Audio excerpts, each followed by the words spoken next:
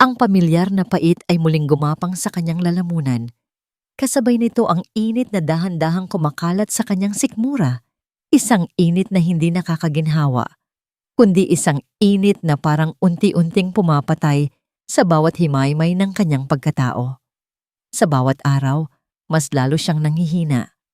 Sa bawat paglunok, pakiramdam niya ay nilulunok niya ang sarili niyang kamatayan. Isang kamatayang inihahain sa isang porselanang mangkok na may kasamang matamis na ngiti. Pero para kay Ricardo, ang ngiting iyon ang kanyang umaga, tanghali at gabi. Ang ngiting iyon mula sa kanyang asawang si Vanessa ay isang biyaya mula sa langit. Minulat niya ang kanyang mga mata at ang unang nasilayan ay ang mukha ng anghel na mahimbing na natutulog sa kanyang tabi. Hinawi niya ang ilang hibla ng buhok na tumatakip sa pisngi nito. Perpekto. Iyon ang salitang laging pumapasok sa isip niya tuwing pagmamasdan ng asawa. Si Vanessa ang kahulugan ng lahat ng pangarap niya. Maganda, matalino, at higit sa lahat, napakabuti. Lalo na sa kanyang inang si Doña Laura. Dahan-dahang bumangon si Ricardo upang hindi magising ang asawa at dumiretso sa banyo. Paglabas niya, gising na si Vanessa at nakangiti sa kanya.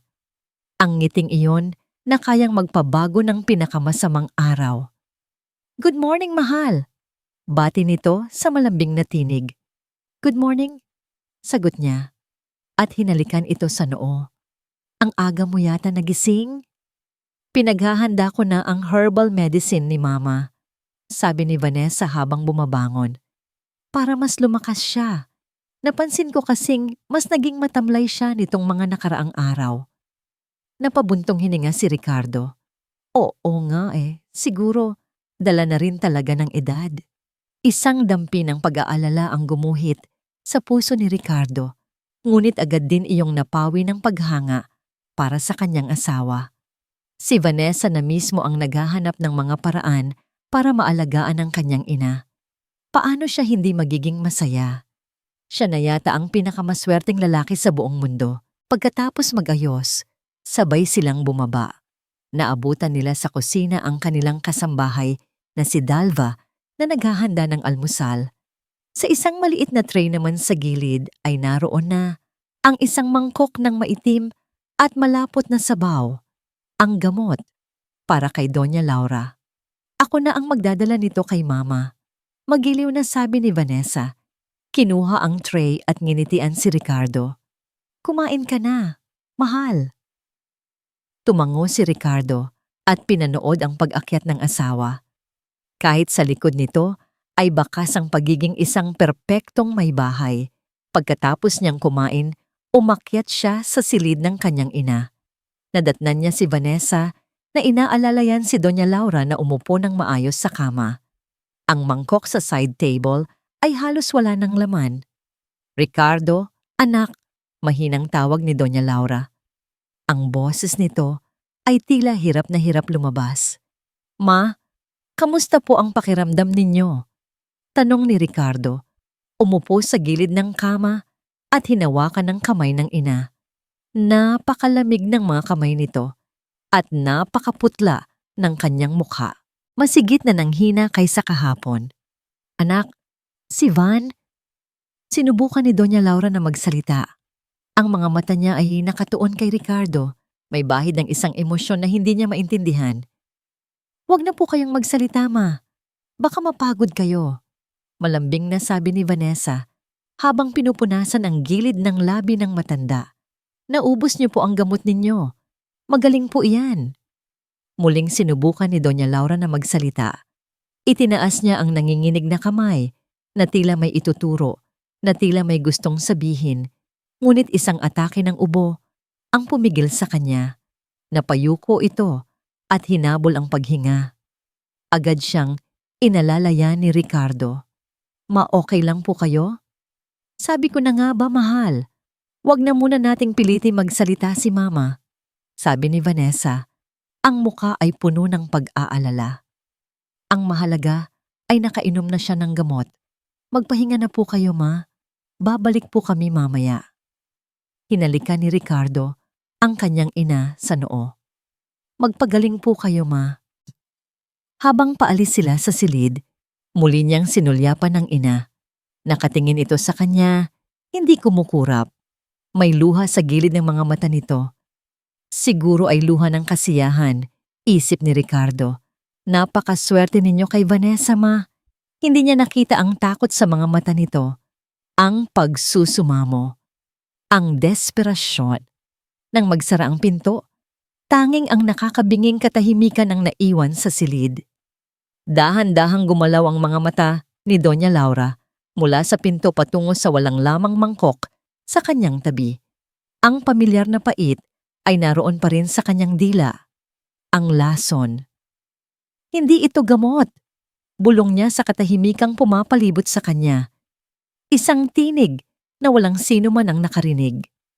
Isang butil ng luha ang pumatak mula sa kanyang mga mata.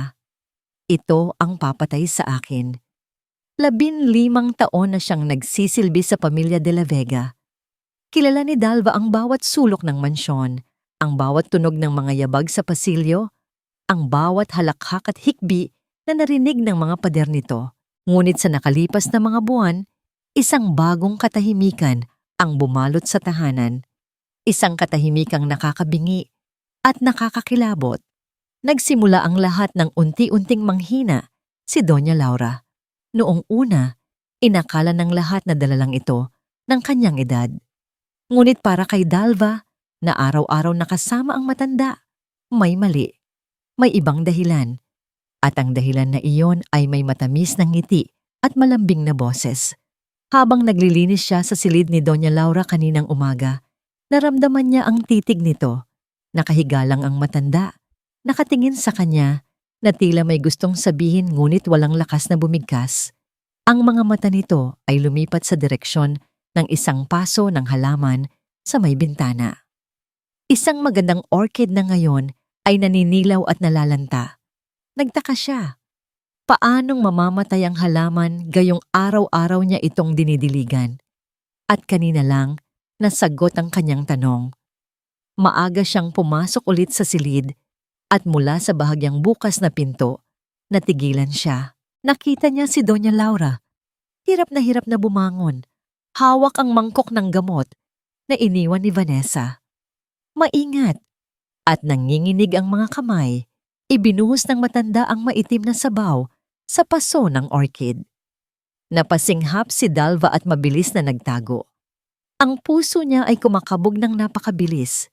Kaya pala, ang gamot ang pumapatay sa halaman. Ngayon, habang nag-aayos siya sa pasilyo, narinig niya ang boses ni Vanessa mula sa loob ng library. Hindi ito ang malambing na boses na ginagamit nito kapag kaharap si Sir Ricardo o ang ibang tao. Ang boses na narinig niya ngayon ay matigas, malamig, at puno ng pagkainip. Ano ba? Sinabi ko na sa'yo. Kailangan nating magmadali. Bawat araw na lumilipas, mas lalong delikado para sa atin. Bulong ni Vanessa sa kausap sa cellphone, ngunit sapat na ang lakas para marinig ni Dalva. May sandaling katahimikan. Wala akong pakialam kung anong palagay mo. Basta gawin mo ang sinabi ko. Ang bagal-bagal. At pagkatapos ay isang marahas na tapik sa screen ng cellphone, hudyat na tinapos na nito ang tawag. Napaatras si Dalva, ang dibdib niya ay parang hinahampas sa kaba. Iyon ang tunay na boses ni Vanessa.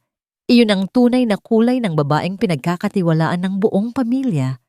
Mabilis siyang umalis sa lugar na yon, takot na baka makita siya.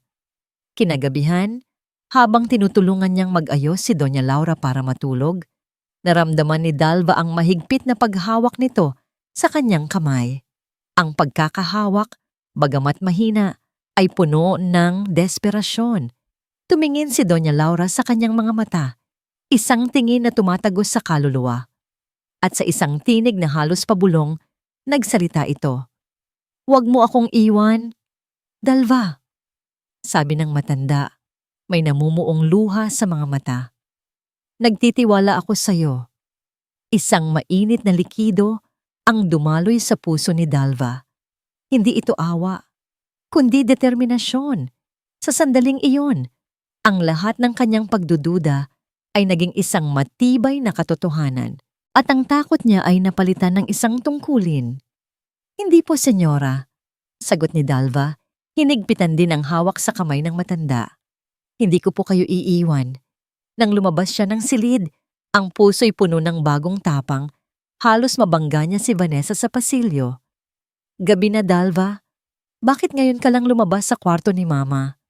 Tanong ni Vanessa. Ang nangiti ay nasa labi, ngunit wala sa mga mata. Napalunok si Dalva. Inayos ko lang po ang kanyang higaan, Ma'am. Tinitigan siya ni Vanessa mula ulo hanggang paa. Isang tingin na nanunuot.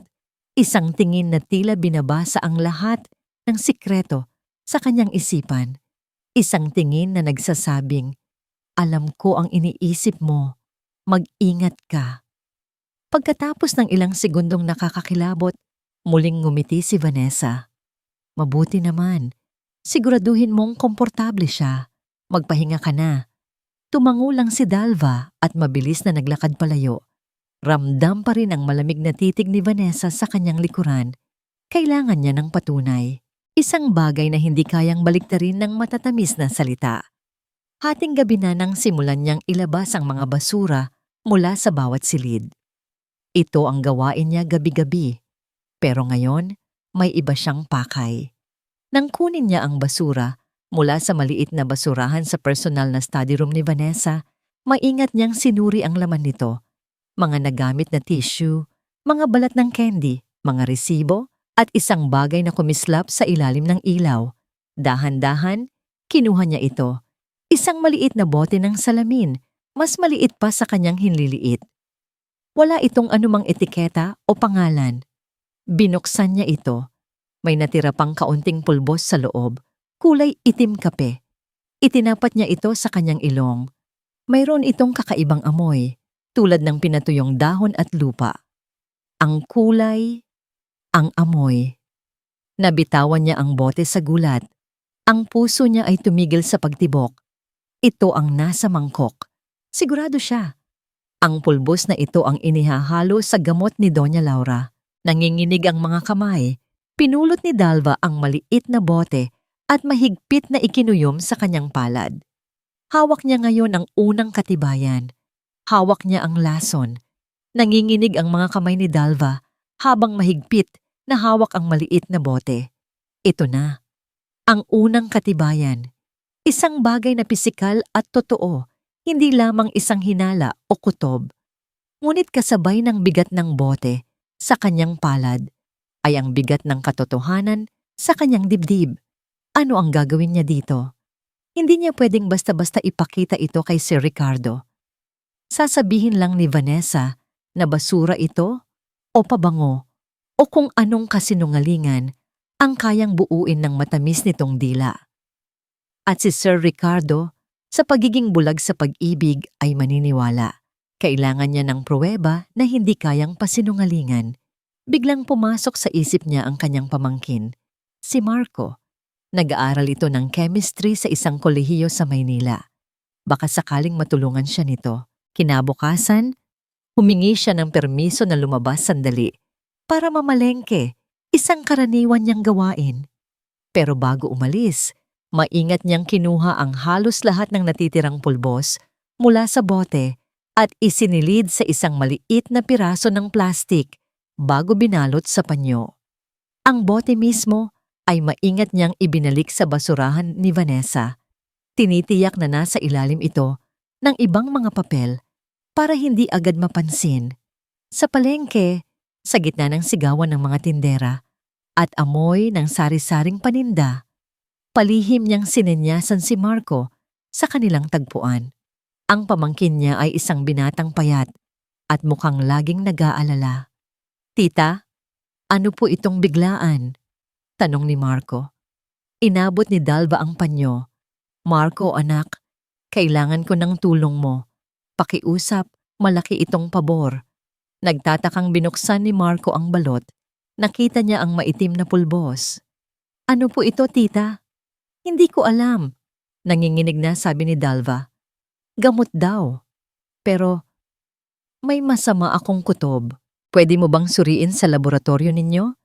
Kahit simpleng pagsusuri lang, para lang malaman kung ano ito. Nakita ni Marco ang desperasyon sa mga mata ng kanyang tiyahin. Tita, bawal po yan. At delikado. Saan niyo po ito nakuha? Buhay ni Senyora Laura ang nakataya dito, Marco. Pakiusap ni Dalva. Ang boses ay halos magmakaawa na. Wala akong ibang malalapitan.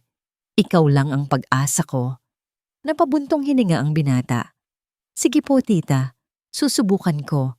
Pero hindi ako nangangako. Tatawagan ko na lang po kayo. Gumaan ang pakiramdam ni Dalva. Ngunit panandalian lamang. Pagbalik niya sa mansyon, ang bawat kilos niya ay tila binabantayan.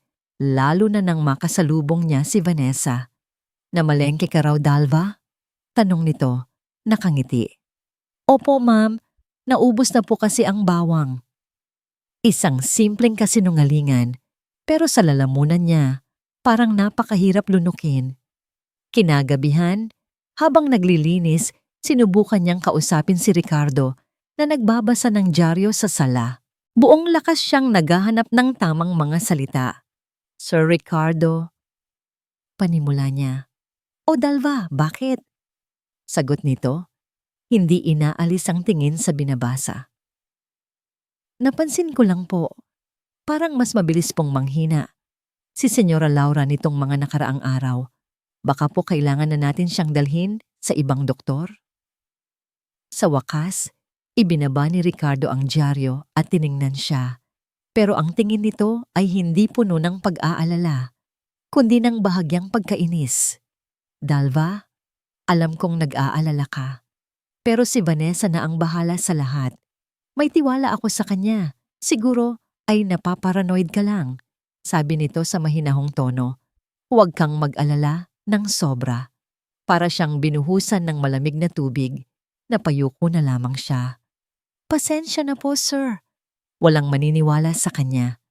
Nag-iisa siya sa labang ito. Lumipas ang 2 araw na puno ng paghihintay at takot. Bawat tunog ng kanyang cellphone ay nagpapatindig ng kanyang balahibo. Bawat sulyap ni Vanessa ay parang isang karayom na tumutusok sa kanyang kaba. Hanggang sa isang gabi, habang naghuhugas siya ng mga plato, nagring ang kanyang cellphone. Isang unknown number. Nanginginig ang mga kamay, sinagot niya ito habang nagtatago sa likod ng kusina. Hello? Tita, si Marco to. Ang boses ng kanyang pamangkin ay hindi mapakali. Halos pabulong ito at puno ng takot. Marco, ano na? Nalaman mo na ba? Isang sandali ng katahimikan ang sumunod na tila isang buong oras para kay Dalva. Pagkatapos, nagsalita si Marco. Ang boses ay nanginginig sa sindak. Tita, nasaan ka man? Makinig ka. Hindi po ito gamot. Halaman po ito na may lason. Mahina pero kung matagal na iniinom, nakamamatay. Nabitawan ni Dalva ang basong hawak niya. Ang tunog ng nabasag na salamin sa sahig ay kasabay ng pagbasag ng lahat ng natitira niyang pag-asa. Ang kanyang pinakamasamang hinala ay totoo. Hindi ito aksidente. Ito ay isang dahan-dahang pagpatay. Para kay Vanessa, ang mansyon ay isang kaharian. At bawat araw, mas nararamdaman niya ang korona na unti-unting lumalapat sa kanyang ulo.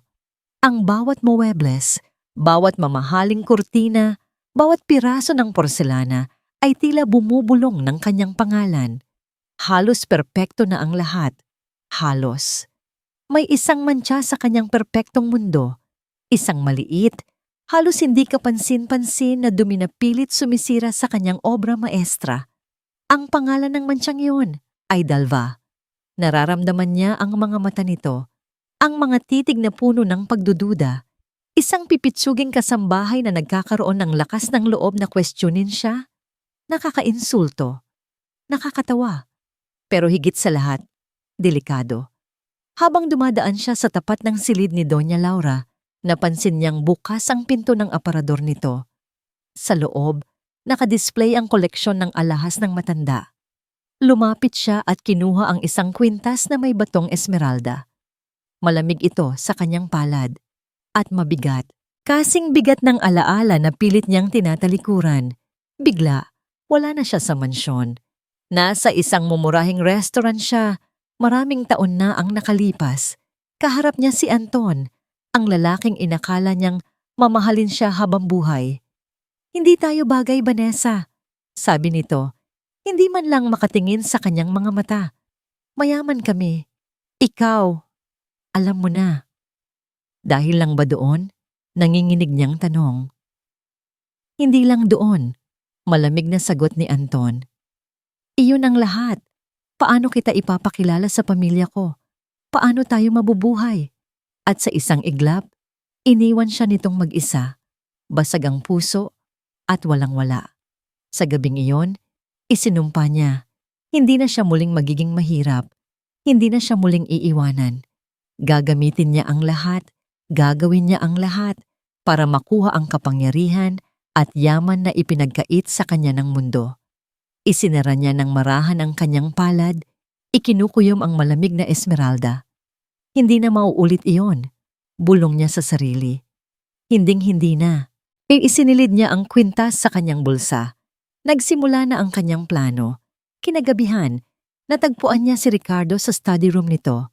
Abala sa mga papeles. Lumapit siya. Ang muka ay maingat na hinulma sa anyo ng pag-aalala at kalungkutan. "Mahal?"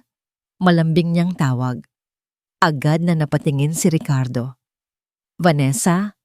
Bakit, anong problema? Umiiyak ka ba?" Hinayaan niyang mamuo ang mga pekeng luha sa kanyang mga mata. "Si Mama kasi, hindi niya mahanap ang esmeraldang kwintas niya. Tinulungan ko siyang maghanap buong hapon pero wala talaga." Kumunot ang noo ni Ricardo. Baka naman nailagay lang sa ibang lugar. Alam mo naman si Mama. Ito na ang pagkakataon niya. Huminga siya ng malalim na parang nag-aatubiling magsalita. "Iyon na nga, mahal, at may iba pa." "Ano yon?"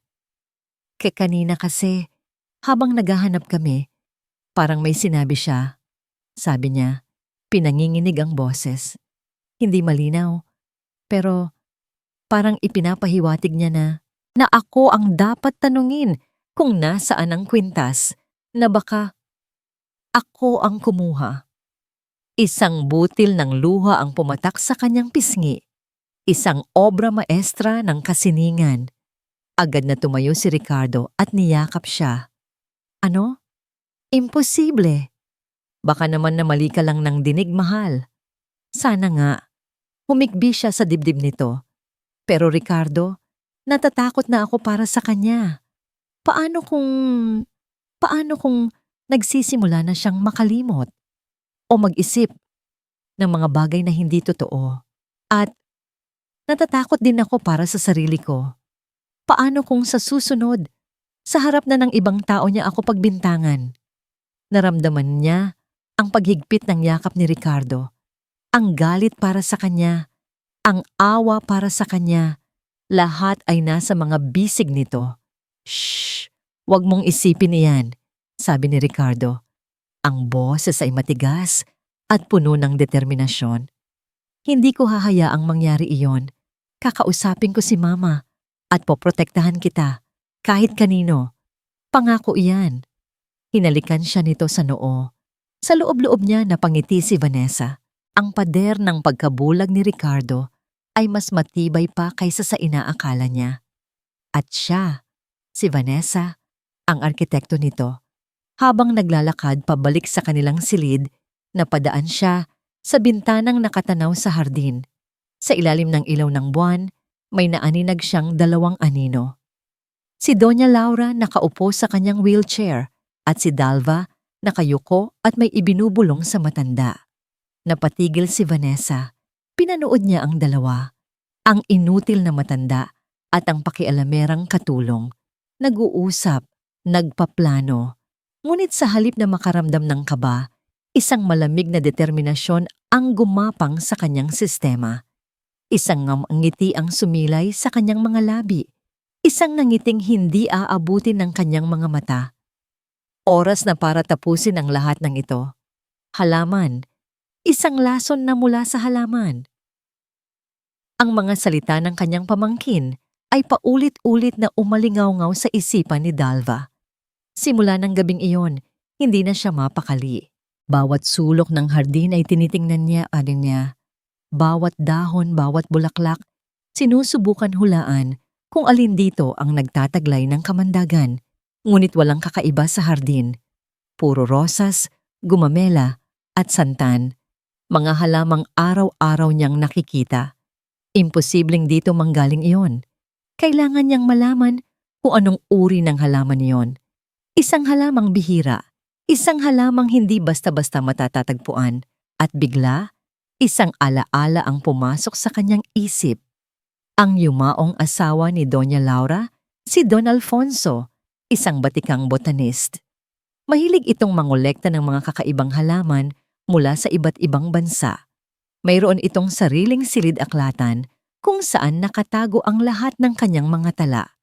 Isang silid na 10 taon nang hindi nabubuksan. Sa pagkakataong abala si Vanessa sa pakikipag-usap sa telepono sa terasa, dahan-dahang naglakad si Dalva patungo sa lumang bahagi ng mansyon. Ang pasilyo ay madilim at amoy luma. Ang pinto ng dating silid-aklatan ni Don Alfonso ay natatakpan na ng alikabok. Nanginginig niyang pinihit ang seradura. Sa kanyang gulat, bumukas ito. Pagpasok niya, isang makapal na alikabok ang sumalubong sa kanya, kasama ang amoy ng mga tuyo at lumang papel. Daan-daang libro ang nakasalansan sa mga estante, mga librong tungkol sa mga halaman. Naglakad siya papunta sa malaking lamesa sa gitna at doon niya nakita ang mga ito. Ang mga personal na journal ni Don Alfonso, makakapal na kwadernong gawa sa katad. Nagsimula siyang buklatin ang mga ito isa-isa. Ang mga pahina ay puno ng mga masusing drawing ng mga halaman at sulat kamay na mga tala. Dumaan ang mga minuto na parang oras. Ang bawat pahina ay nagpapakabog sa kanyang dibdib. Hanggang sa pangatlong journal, natagpuan niya ito. Isang drawing ng isang halaman na may madilim na lilang bulaklak at mga dahon na hugis sibat. Sa ilalim nito, nakasulat ang pangalan, Serpiente Nocturna, ahas ng gabi. Binasa niya ang mga tala ni Don Alfonso. Ang sulat nito ay elegante, ngunit ang mga salita ay nakakakilabot. Isang napakabihirang halaman mula sa Timog Amerika. Ang taglay nitong ganda ay katumbas ng taglay nitong panganib.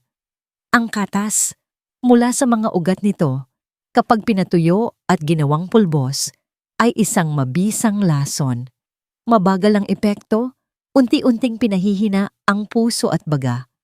Walang bakas na iniiwan sa katawan, walang lunas. Nanlamig ang buong katawan ni Dalva. Ito na nga iyon. Ang kulay ng pulbos, ang mabagal na epekto. Lahat ay tumutugma. Ngunit ang huling pangungusap sa tala, ang tuluyang nagpayanig sa kanyang mundo. Dahil sa panganib na dulot nito, itinago ko ang nag-iisang specimen sa isang ligtas na lugar, ang nakalak na greenhouse sa dulo ng hardin. Ang greenhouse, ang luma at abandonadong greenhouse na walang sino man ang pumupunta. Hindi na siya nagsayang ng oras. Mabilis ngunit maingat siyang lumabas ng silid-aklatan at tinahak ang daan patungo sa pinakaliblib na bahagi ng hardin. Ang daan ay natatakpan na ng matataas na damo. Ang tarangkahan ng greenhouse ay kinakalawang na, at ang mga salamin nito ay nababalot na sa dumi at lumot. Nakarating siya sa pinto. Nakakandado pa rin ito ng isang malaki at lumang padlock. Susubukan na sana niyang sipatin ang loob nang may mapansin siya sa mismong kandado. May mga sariwang gasgas, tila pilit na binuksan. Ginamit niya ang lahat ng kanyang lakas para itulak ang pinto. Isang nakakabinging langit-ngit ang umalingaw-ngaw at bumukas ito ng bahagya. Ang hangin sa loob ay maalinsangan at mabigat. Halos lahat ng halaman sa loob ay patay na. Ngunit sa gitna, sa isang malaking paso, tumatayo itong mag-isa, ang Serpiente Nocturna. Napakaganda nito, Ngunit para kay Dalva, ito ang mukha ng kamatayan. Lumapit siya, nanginginig ang mga tuhod, at doon niya nakita ang patunay na hindi niya kayang itanggi. Ilang sanga ng halaman, ang halatang bagong putol. May pumapasok dito at kumukuha ng lason. Si Vanessa. Matapos ang ilang sandali na puno ng takot, tumalikod si Dalva para umalis. Kailangan niyang makaalis doon. Kailangan niyang mag-isip. Ngunit sa kanyang paglingon, isang kaluskos mula sa likuran ang nagpatigil sa kanyang paghinga. Dahan-dahan siyang lumingon pabalik sa may pintuan. Doon, nakatayo si Vanessa. May hawak itong malaking gunting na panghardin. At sa mga labi nito ay isang ngangiting nakakakilabot. Nanlamig ang buong katawan ni Dalva. Ang ngiti ni Vanessa ay parang isang patalim na unti-unting lumalapit sa kanyang leeg. Ang gunting na hawak nito ay kumikinang sa ilalim ng madilim na liwanag sa loob ng greenhouse. Ito na ba ang katapusan niya? Ngunit sa gitna ng matinding takot, isang tinig ang nagsalita mula sa kanyang isipan. Ang tinig ni Doña Laura na nagmamakaawa. Kailangan niyang mabuhay. Ma'am Vanessa, sabi ni Dalva, sinisikap na gawing normal ang kanyang nanginginig na boses. Kakayo po pala. Ano ang ginagawa mo dito, Dalva? Tanong ni Vanessa. Ang boses ay kalmado ngunit puno ng panganib. Dahan-dahan itong humakbang palapit. Mabilis na nag-isip si Dalva ng palusot. Hinahanap ko lang po yung lumang pala, ma'am. Inutos po kasi ni Mang Carding na linisin na itong parte ng hardin. Sabi po niya ay baka dito niya na ilagay. Isang kasinungalingan. Isang manipis na kasinungalingan na sana ay kanyang pag-asa. Tinitigan siya ni Vanessa ng matagal. Bawat segundo ay parang isang paghila sa kanyang hininga. Pagkatapos, tumawa ito ng mahina. Isang tawang hindi umabot sa mga mata. Wala dito yon. Bumalik ka na sa loob. At huwag ka nang babalik dito. Naiintindihan mo? Sabi ni Vanessa, bago tumalikod at sinimulang gupitin ang mga tuyong sanga na malapit sa pinto, na parang walang nangyari. Nanginig ang mga tuhod ni Dalva habang mabilis siyang tumalikod at naglakad palayo. Hindi siya lumingon. Ramdam niya ang mga mata ni Vanessa na nakatutok sa kanyang likuran hanggang sa makalayo siya. Pagdating sa kanyang maliit na silid, isinara niya ang pinto at napasandal dito. Hinahabol ang kanyang paghinga. Hindi na siya ligtas. Alam na ni Vanessa na may alam siya. O kung hindi man, malapit na nitong malaman. Wala ng oras. Ang pag-uusap ay walang silbi. Ang pagpapakita ng ebidensya tulad ng pulbos ay madaling itanggi. Kailangan niya ng isang bagay na hindi maipagkakaila. Isang bagay na makikita mismo ng mga mata ni Sir Ricardo. Isang video. Kinuha niya ang kanyang lumang cellphone at nanginginig na tinawagan muli si Marco. Tita, bakit po? Sagot ng pamangkin. Halata ang pag-aalala sa boses. Marco, kailangan ko ulit ng tulong mo. Bulong ni Dalva. Kailangan kong bumili ng kamera. Isang maliit na kamera na pwedeng itago. Alam mo ba kung saan? Kamera. Tita, ano po bang nangyayari? Delikado na po ito. Mas delikado kung wala tayong gagawin, Marco. Pakiusap. Sa huli, pumayag din ang pamangkin. Kinabukasan, sa kanyang day off, palihim silang nagkita sa isang mall. Itinuro ni Marco ang isang maliit na spy camera na nakatago sa loob ng isang digital alarm clock. Perpekto. Itim ito at mukhang ordinaryo. Walang sino man ang maghihinala. Ginamit ni Dalva ang halos lahat ng kanyang naipon para mabili ito. Ang susunod na hamon, paano ito mailalagay sa loob ng silid ni Doña Laura nang hindi napapansin ni Vanessa? Ang pagkakataon ay dumating makalipas ang 2 araw. Nagpaalam si Vanessa na pupunta sa isang charity event kasama ang kanyang mga amiga. Ito na ang pagkakataon nila. Muling pinapunta ni Dalva si Marco sa mansyon, pinapasok ito sa pinto sa likod ng kusina. Ang bawat hakbang nila sa pasilyo ay parang may kasamang malakas na kabog ng dibdib. Dalian mo, Marco. Ibulong ni Dalva habang binabantayan ang pasilyo. Sandali lang po, tita. Kailangan sakto ang anggulo, sagot ni Marco. Habang inaayos ang alarm clock sa ibabaw ng side table, katabi ng kama ni Doña Laura. Tiniyak niyang ang lente ng kamera ay direktang nakatutok sa lugar kung saan karaniwang umuupo si Vanessa kapag pinapainom niya ng gamot ang matanda. Matapos ang ilang minuto, tapos na. Itinuro ni Marco sa kanya ang maliit na butones sa likod para simulan ang pag-record at kung paano kunin ang memory card. Salamat, Marco. Mag-ingat ka sa pag-uwi, sabi ni Dalva habang mabilis na inilabas ang pamangkin. Bumalik siya sa silid ni Doña Laura. Ang digital clock ay tahimik na nakatayo sa mesa. Ang mga pulang numero nito ay nagpapakita ng oras. Ngunit para kay Dalva, isa itong mata. Isang matang magiging saksi sa lahat. Huminga siya ng malalim at pinindot ang record button. Gumana ito. Isang maliit na asul na ilaw ang kumurap ng isang beses at nawala. Nagre-record na ito. Pakiramdam niya ay gumaan ang kanyang dibdib. Sa wakas, isang hakbang patungo sa katotohanan. Maingat siyang umatras para lumabas ng silid. Ngunit sa kanyang paggalaw, nasagi ng kanyang siko ang orasan. Hindi ito nahulog, ngunit bahagya itong yumanig. At isang maliit na tunog ang narinig niya sa sahig na gawa sa kahoy. Isang mahinang click. Napayuko siya. Sa sahig, sa tabi mismo ng paa ng mesa, ay isang maliit na piraso ng itim na plastik. Ang takip ng baterya ng alarm clock. Nataranta siya.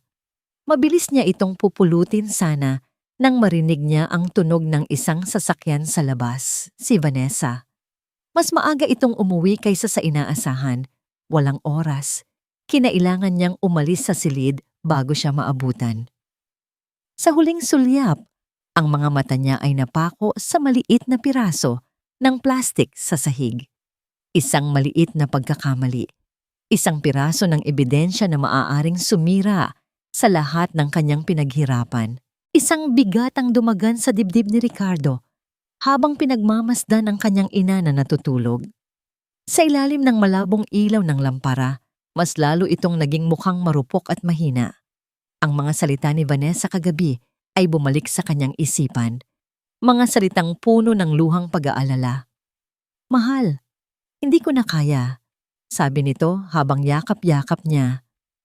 Pinipilit kong maging matatag, pero nasasaktan ako na nakikita si mama na ganito. Nagkakamali na siya, nag-iisip ng mga bagay na wala naman, at pinagbibintangan niya ako. Kailangan na niya ng tulong na hindi ko kayang ibigay. Ayaw man niyang aminin, nakikita niya ang katotohanan sa mga sinabi ng asawa. Ang pagkawala ng kwintas, ang mga titig na puno ng pagtataka, ang mga salitang hindi matapos-tapos. Marahil ay tama si Vanessa. Marahil ay hindi na sapat ang pag-aalaga nilang dalawa. Kinagabihan, tinipon niya ang lahat ng kanyang lakas ng loob at kinausap si Vanessa. Sige, mahal. Gawin natin ang sa tingin mo ay tama. Ang ngiti ng ginhawa sa mukha ni Vanessa ay sapat na para kumbinsihin si Ricardo na tama ang kanyang desisyon. Kinabukasan, ipinatawag niya si Dalva at ang kanyang ina sa sala. Si Doña Laura ay nakaupo sa wheelchair habang si Dalva ay nakatayo sa likod nito. Ang mga kamay ay nakahawak sa silya na tila ayaw itong bitawan. Huminga ng malalim si Ricardo. Dalva, nag-usap na kami ni Vanessa. Para sa ikabubuti ni Mama, nagpa siya kaming kumuha ng isang private nurse. Ang katahimikan na sumunod ay mas mabigat pa kaysa sa inaasahan niya. Nakita niya ang gulat sa mukha ni Dalva, ngunit ang reaksyon ng kanyang ina ang pinakumasakit sa kanya. Dahan-dahang umiling si Doña Laura, ang mga mata ay nanlalaki sa takot at pagmamakaawa. Tumingin ito mula sa kanya papunta kay Dalva at pagkatapos ay bumalik sa kanya. Hindi, anak, huwag. Sabi nito, ang boses ay basag at hirap na hirap. Ma, para po ito sa inyo. Mahinahong sabi ni Ricardo, iniiwasan ang tingin ng ina. Masakit pero kailangan. Isang professional ang mag-aalaga sa inyo para masigurong tama ang lahat ng pangangailangan ninyo.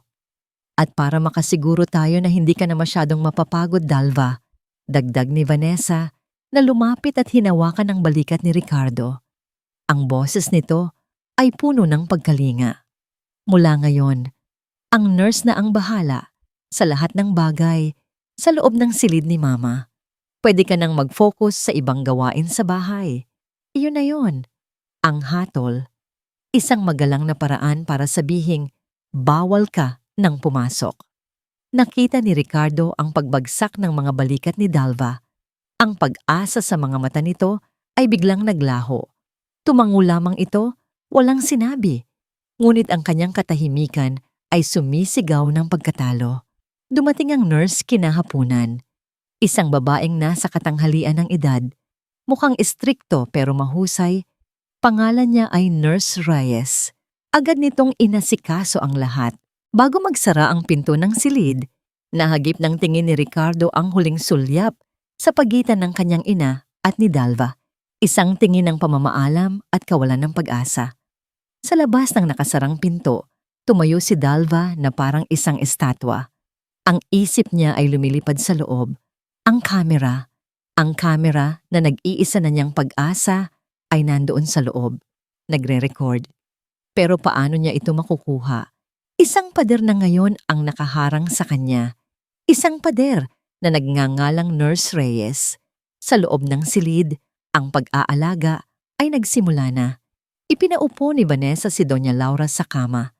Ang dating matamis niyang nangiti ay naglaho. Napalitan ng isang mapanuyang nanggisi. Kinuha niya ang mangkok ng gamot. "Oh, tingnan mo nga naman, Doña Laura," sabi ni Vanessa habang hinahalo ang maitim na sabaw. "Wala na ang iyong matapat na aso. Tayong dalawa na lang." Sinubukan ni Doña Laura na umatras, ngunit wala siyang lakas. Tanging mga luha ang dumadaloy sa kanyang mga pisngi. "Alam mo, nakakapagod na rin ang pagpapanggap." Patuloy ni Vanessa, ang boses ay puno ng pait. "Araw-araw, kailangan kong ngingitian ang anak mong walang alam. Araw-araw, kailangan kong magpanggap na mahal kita. Pero ngayon, malapit nang matapos ang lahat." Itinaas niya ang kutsara. 1 o 2 dosis pa, at lahat ng ito, lahat ng pinaghirapan ng asawa mo, ay magiging akin. Ipinilit niya ang kutsara sa bibig ng matanda. Hindi alam ni Vanessa na ang bawat salita, bawat kilos, bawat patak ng lason ay nasasaksihan. Ang maliit na asul na ilaw ng kamera ay kumurap minsan sa dilim, isang tahimik na saksi sa purong kasamaan. Matapos ang kanyang gawain, tumawag si Vanessa sa isang tao gamit ang kanyang cellphone. "Ako to, malapit na. 1 o 2 dosis pa, tulad ng napag-usapan. Siguraduhin mong handa na ang lahat dyan." Pagkatapos ng tawag, nagsimula siyang mag-ayos sa silid. Doon, habang pinupunasan niya ang alikabok sa side table, isang bagay sa sahig ang nakaagaw ng kanyang pansin. Isang maliit na piraso ng itim na plastik. Dinampot niya ito. Pinagmasdan. Isang takip ng baterya. Kumunot ang kanyang noo. Saan ito galing? Wala naman silang gamit na ganito. Ang kanyang mga mata ay nagsimulang maglibot sa silid. Sinusuri ang bawat bagay. Ang TV remote, buo. Ang aircon remote, buo. At pagkatapos, ang kanyang mga mata ay napadako sa alarm clock sa mesa. Isang bagong alarm clock, hindi niya ito naaalala. Dahan-dahan niyang kinuha ang orasan. Binaliktad. At doon niya nakita ang puwang para sa baterya. Walang takip. Ang kanyang paghinga ay biglang bumilis. Ang kanyang mga mata ay nanlisik habang sinusuri niya nang mas malapitan ang harap ng orasan. At doon, sa isa sa mga butas ng speaker, nakita niya ito. Isang maliit. Halos hindi makitang lente ng kamera. Isang segundo ng pagkabigla. Pagkatapos, isang alon ng matinding galit ang bumalot sa kanyang buong pagkatao. Dalva. Ang pangalan ay lumabas sa kanyang mga labi na parang isang sumpa, puno ng lason at pagbabanta. Sinubukan ni Ricardo na mag-focus sa mga report sa kanyang harapan, ngunit ang mga numero at letra ay lumalangoy sa kanyang paningin. Ang katahimikan sa mansyon na dapat sana'y nagbibigay sa kanya ng kapayapaan ay tila isang mabigat na kumot na unti-unting sumasakal sa kanya. Tama ang desisyon niya para ito sa kapakanan ng lahat. Paulit-ulit niyang sinasabi iyon sa kanyang isip. Bigla, isang malakas na kalabog mula sa kusina ang bumasag sa katahimikan, tunog ng mga pinggang na basag. Sinundan ito ng galit na sigaw ni Vanessa. Ano ba yan? Hindi ka ba nag-iingat? Napailing na lang si Ricardo. Kahit kailan talaga, clumsy si Dalva. Tumayo siya, handa nang pumunta sa kusina para tingnan ang nangyari nang biglang bumukas ang pinto ng kanyang study. Pumasok si Dalva, humahangos, ang muka ay puno ng pinaghalong gulat at takot. Dalva, ano na naman to? Inis na tanong ni Ricardo. Sinabi na sa'yo ni Vanessa. Sir, putol ni Dalva sa kanya. Ang boses ay nanginginig. Inilahad nito ang kamay. Sa palad nito ay isang napakaliit na bagay, isang memory card. Pakiusap, sir. Tingnan niyo po ito. Umigting ang panga ni Ricardo. Ano to?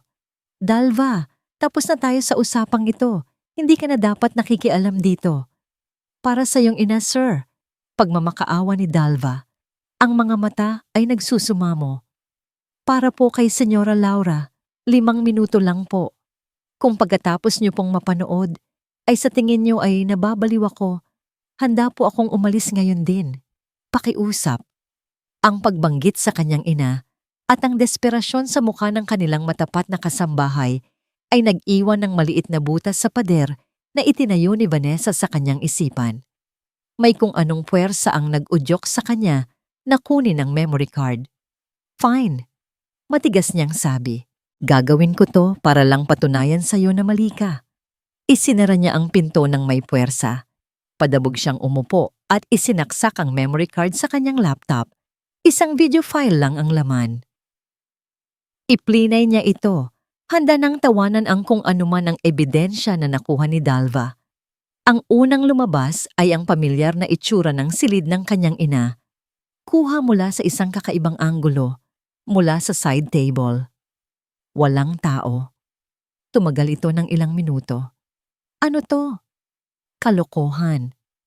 Bulong niya sa sarili. Ngunit bigla, pumasok sa frame si Vanessa.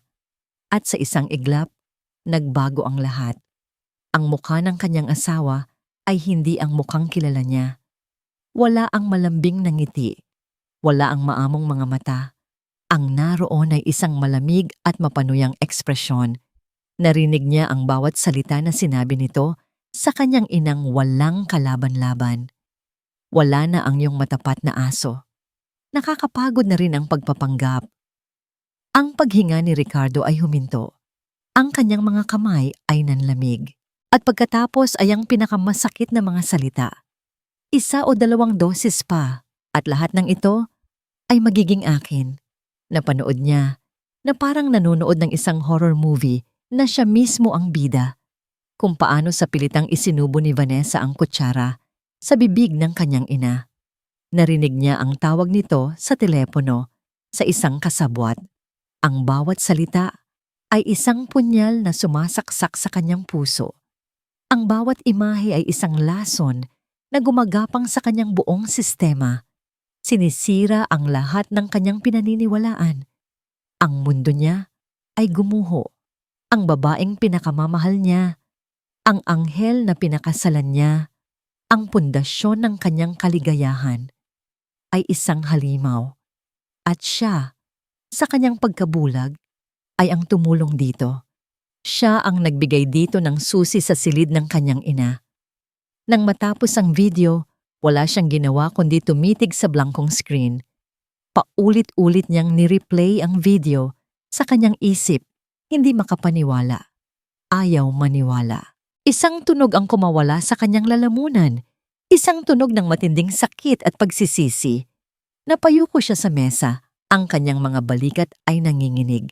Ang katahimikan ay muling binalot ng isang katok sa pinto. Mahal? Ang malambing na boses ni Vanessa ang narinig niya. Okay ka lang ba dyan? May narinig akong nabasag. Dahan-dahang bumukas ang pinto. Pumasok si Vanessa. May daladalang ngiti. Mahal, anong ginagawa mo? Tanong nito. Dahan-dahan itinaas ni Ricardo ang kanyang ulo. Ang mukha niya ay basang-basa sa luha. Ang mga mata ay pula sa galit at pighati. Hindi siya nagsalita. Iginilid lang niya ang laptop para makita ni Vanessa ang nakapost na imahe sa screen. Ang imahe ng mukha ni Vanessa na puno ng kasamaan habang hawak ang kutsara ng lason. Nakita ni Ricardo kung paano naglaho ang ngiti sa mga labi ng kanyang asawa. Ito ay nagyelo. Ang katahimikan sa loob ng study ay mas mabigat kaysa sa isang bato. Ang tanging gumagalaw lang ay ang imahe sa screen ng laptop. Paulit-ulit na ipinapakita ang nangiti ni Vanessa na dahan-dahang nawawala. Ang unang bumasag sa katahimikan ay si Vanessa. Isang tawang pilit at nanginginig. Mahal, ano yan? Isang video? Sabi niya. Ang boses ay sumasabit. Diyos ko, baka naman edited yan. Alam mo na ang teknolohiya ngayon. Isang masamang biro. Sigurado akong si Dalva ang may gawa niyan. Hindi sumagot si Ricardo. Hindi niya inalis ang tingin sa mga mata nito. Dahan-dahan, iniunat niya ang kanyang kamay at pinindot ang play button. Ang boses ni Vanessa, ang tunay na boses nito, na puno ng kasamaan, ay muling umalingaw-ngaw sa tahimik na silid. Isa o dalawang dosis pa, at lahat ng ito ay magiging akin. Nakita ni Ricardo ang pagbabago sa mukha ng kanyang asawa. Ang pagtanggi ay naging purong takot. Ang kulay ay nawala sa kanyang mga pisngi. Bigla, lumuhod ito sa kanyang harapan. Hinawakan nito ang kanyang mga binti. Ang mga kuko ay bumaon sa tela ng kanyang pantalon. Ricardo, pakiusap. Humagulgol ito. Ang mga luha ay totoo sa pagkakataong ito. Mga luha ng desperasyon, hindi ng panlilinlang. Patawarin mo ako. Nagkamali ako. Mahal, natakot lang ako. Natakot akong bumalik sa hirap. Natakot akong mawala ka sa akin. Dahil sa sobrang pagmamahal ko sa'yo, nagawa ko ang mga bagay na hindi ko dapat ginawa. Hinila ni Ricardo ang kanyang binti palayo, na para bang ang paghawak nito ay isang apoy na nakakapaso. Napatayo siya, umatras. Pagmamahal? Tanong niya. Ang boses ay kalmado sa isang paraan na nakakakilabot. Bawat salita ay tila isang piraso ng yelo. Tinawag mong pagmamahal ang paglason sa sarili kong ina? Ang pagbabago sa mukha ni Vanessa ay biglaan. Nang makita nitong hindi nagagana ang mga luha, ang takot sa mga mata nito ay napalitan ng isang bagay na mas madilim. Galit. Purong. Walang halong galit. Tumayo ito. Ang mukha ay nag-iba ng anyo. Ang anghel ay naging isang demonyo sa isang iglap. Oo, ginawa ko. Sigaw nito, ang boses ay matinis at puno ng lason. At ano ngayon? Sa tingin mo ba hindi niya deserve yon? Habang buhay siyang namuhay na parang reyna sa mansyon na ito, samantalang ako, lumaki ako sa putik. Araw-araw, pinoproblema ko kung saan kukunin ang susunod na kakainin. Karapatan ko to. Lahat ng ito ay dapat sa akin. Napatulala si Ricardo sa babaeng nasa harapan niya. Hindi na niya ito kilala. At ikaw, dugtong pa ni Vanessa, itinuro siya nito. Ang mga mata ay nag-aapoy. Huwag kang magmalinis. Ikaw ang pinakamalaki kong kasangkapan. Napakagaling mong tanga, Ricardo. Isang ngiti ko lang, isang iyak ko lang, nasa palad na kita. Pinaniwalaan mo ang lahat. Ipinagkanulo mo ang sarili mong ina para sa akin. Bawat salita ay isang sampal. Bawat salita ay totoo. At iyon ang pinakamasakit sa lahat. Sa gitna ng kanyang sigaw, isang malakas at mariing katok ang narinig mula sa pinto sa labas. Natigilan si Vanessa. Ang katok ay sinundan ng boses ng isang security guard. Sir Ricardo, may mga pulis po na naghahanap sa inyo. Ang galit sa mukha ni Vanessa ay naging gulat at pagkatapos ay purong sindak. Tumingin siya kay Ricardo at pagkatapos ay sa pinto na tila naghahanap ng malalabasan. Binuksan ni Ricardo ang pinto ng study. Pumasok ang dalawang pulis. Sa likod nila, nakatayo si Dalva. Ang mukha ay basang-basa sa luha, ngunit ang tindig ay matatag. Siya po, sabi ni Dalva sa mahinang boses. Itinuro si Vanessa. Vanessa de la Vega, inaaresto ka namin sa salangang attempted murder, sabi ng isang pulis habang papalapit. Hindi! Hindi niyo ako pwedeng kunin. Bitawan niyo ako. Nagpupumigla si Vanessa, ang kanyang pagiging sopistikada ay ganap ng naglaho. Isa na lamang siyang hayop na nakulong sa isang silo. Habang pinupusasan siya at sa pilitang inilalabas, ang mga mata niya ay nakahanap sa mga mata ni Ricardo sa huling pagkakataon. Ricardo, mahal, huwag mong hayaan to. Mahal kita. Hindi siya pinansin ni Ricardo. Hindi niya ito tiningnan. Ang tingin niya ay nakatuon sa kawalan habang dinadala palayo ang babaeng minsan niyang sinamba. Ang babaeng sumira sa kanyang buhay. Nang mawala na ang mga pulis at ang mga sigaw ni Vanessa, isang nakakabinging katahimikan ang naiwan. Dahan-dahan, naglakad si Ricardo. Hindi pabalik sa kanyang study, hindi sa sala. Naglakad siya sa pasilyo, patungo sa silid sa dulo. Ang silid ng kanyang ina. Binuksan niya ang pinto. Si Doña Laura ay gising, bahagyang nakaupo at nakatingin sa kanya. May alam na ang mga mata nito. May pag-unawa. Naglakad si Ricardo palapit sa kama. Ang kanyang mga binti ay biglang nanghina. Bumagsak siya sa sahig, sa tabi ng kanyang ina. Hinawakan niya ang manipis na kamay nito. At doon, sa unang pagkakataon, mula nang maging isang lalaki, si Ricardo ay umiyak. Humagulgol siya na parang isang batang nawawala. Isang batang nasaktan. Isang batang nagsisisi. Makalipas ang ilang linggo, ang hangin sa hardin ay sariwa. Ang sikat ng araw ay mainit at nagbibigay buhay sa mga rosas na muling namumukadkad. Sa gitna ng lahat ng ito, matiyagang nakaupo si Ricardo. Dahan-dahang isinusubo ang lugaw sa kanyang ina. Bawat subo ay maingat. Dahan-dahan na parang bawat galaw ay isang dasal ng paghingi ng tawad. Si Doña Laura ay mas malakas na ngayon. May kulay na muli ang kanyang mga pisngi at may ningning na sa kanyang mga mata. Tumingin ito sa anak at isang maliit na ngiti ang sumilay sa kanyang mga labi.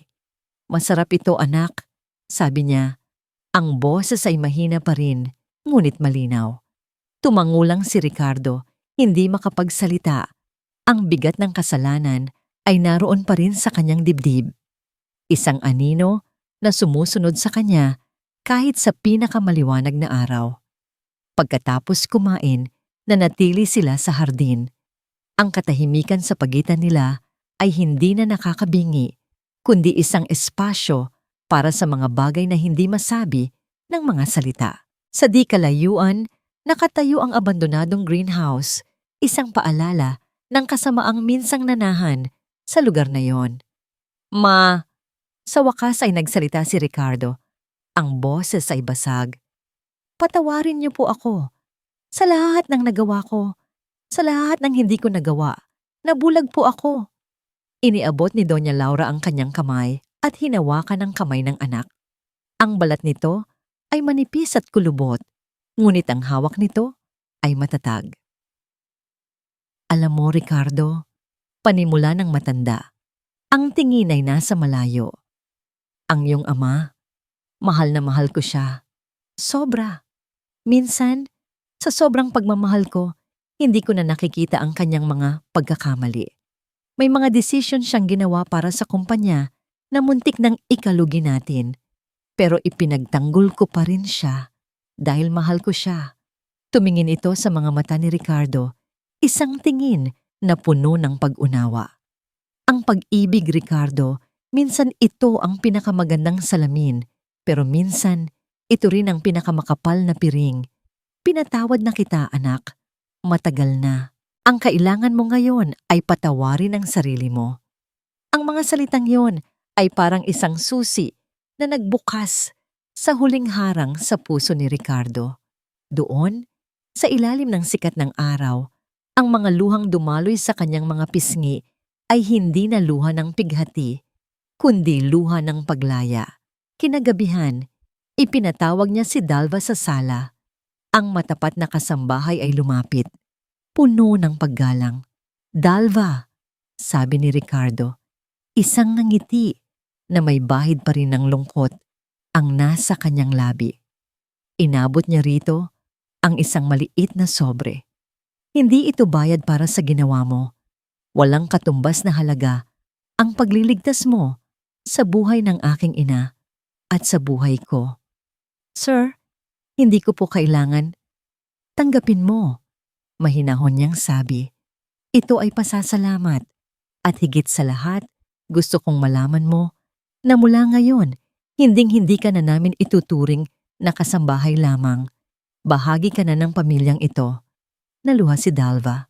Sa unang pagkakataon, sa loob ng 15 taon, naramdaman niyang ang mansyon na pinagsisilbihan niya ay isa na ring tunay na tahanan. Nang gabing iyon, mag-isa si Ricardo sa balkonahe. Pinagmamasdan ang paglubog ng araw. Ang kulay kahel na liwanag ay tila naghuhugas sa lahat ng sakit. Napakarami niyang nawala. Ang pag-ibig na inakala niyang totoo. Ang tiwala. Ang kapayapaan ng isip.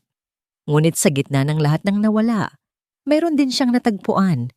Nawala sa kanya ang asawang minahal niya, pero natagpuan niya ang kanyang ina at ang kanyang sarili. Ang ilusyon ay nasira, ngunit ang katotohanan, kahit gaano kasakit, ay nagpalaya sa kanya.